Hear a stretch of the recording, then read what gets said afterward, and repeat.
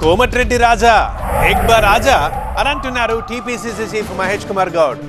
రాజగోపాల్ రెడ్డి తీరుపై ఏఐసీసీ ఆరా తీసిందన్న మహేష్ గౌడ్ ఆయన్ని పిలిచి మాట్లాడతామన్నారు. మరోవైపు రాజ్యసభ అభ్యర్థుల పేర్లు 2 రోజుల్లో ఖరారవుతాయన్నారు.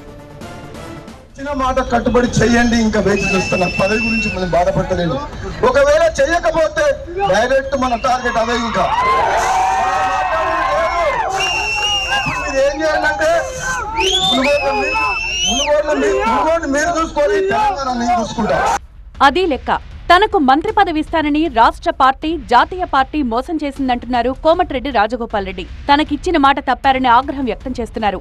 వైన్ షాపుల విషయంలో రాష్ట్ర ప్రభుత్వంతో సంబంధం లేకుండా మునుగోడులో సొంత నియమాలను అమలు చేస్తున్నారు రాజగోపాల్ రెడ్డి.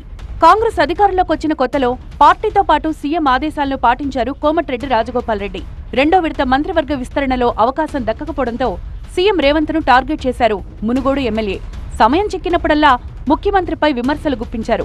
ఆ తర్వాత అజరుద్దీన్ మంత్రిగా ప్రమాణం చేసినప్పటి నుంచి కోమటిరెడ్డి రాజగోపాల్ రెడ్డిలో కోపం పెరిగిపోయింది.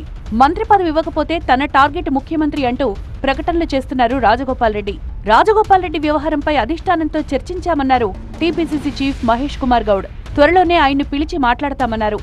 రాజగోపాల్ రెడ్డి గారి అంశం కూడా చర్చకు వచ్చింది. వాడు త్వరలో వారిని పిలిచి మాట్లాడతాం.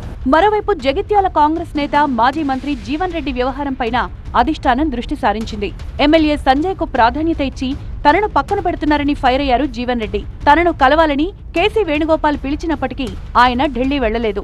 అయితే జీవన్ రెడ్డి విషయంపైన ఏఐసీసీ ఆరా తీసినట్టు సమాచారం. త్వరలోనే జీవన్ రెడ్డితో కూడా హైకమాండ్ మాట్లాడనున్నట్లు సమాచారం.